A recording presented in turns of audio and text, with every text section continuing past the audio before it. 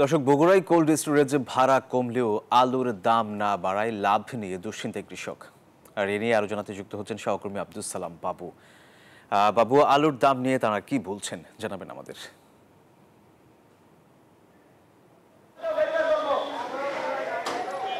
গত মৌসুমে আলুর দাম বেশ ভালো পেয়েছিল চাষিরা, যার কারণে এই মৌসুমে বগুড়া জেলায় 5,000 হেক্টর জমিতে বেশি আলু চাষ হয়েছে। সব মিলে 60,000 হেক্টর জমিতে আলু চাষ করেছে জেলা চাষিরা, যা থেকে 12 লাখ মেট্রিক টন আলু পাওয়া যাবে। এবং জেলার যে 42টি হিমাগার রয়েছে সেখান থেকে কিন্তু 4 লাখ মেট্রিক টন আলু সংরক্ষণ করা যাবে।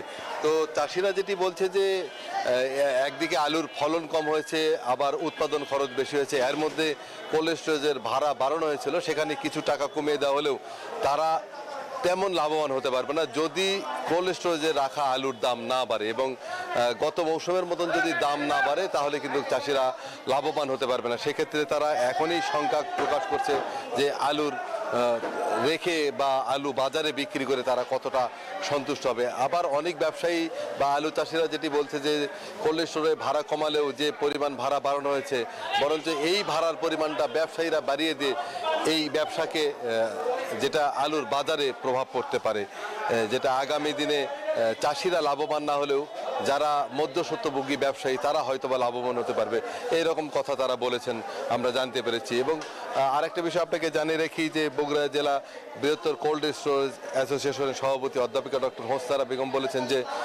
তারা কিন্তু সরকারের সিদ্ধান্তে সম্মত হয়েছে, কারণ তারা বলেছে যে এটা যদি কৃষি শিল্প হিসেবে গণ্য করা হয় তাহলে তাদের এই যে ভাড়া নির্ধারণ করেছে সরকার, সেই ভাড়া নির্ধারিত ভাড়ায় তারা সম্মত।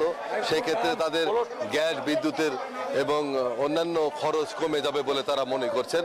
তো সব মিলিয়ে বগুড়া জেলায় চাষিরা যেটি আমাদেরকে জানিয়েছেন যে যদি আলুর দাম বাড়ে কোল্ড স্টোরেজ থেকে আগামী দিনে তাহলে হয়তোবা চাষিরা লাভবান হতে পারবেন। এই ছিল বগুড়াতে সর্বশেষ। ফিরে যাবো স্টুডিওতে। সোহাগ। বাবু, আপনাকে ধন্যবাদ।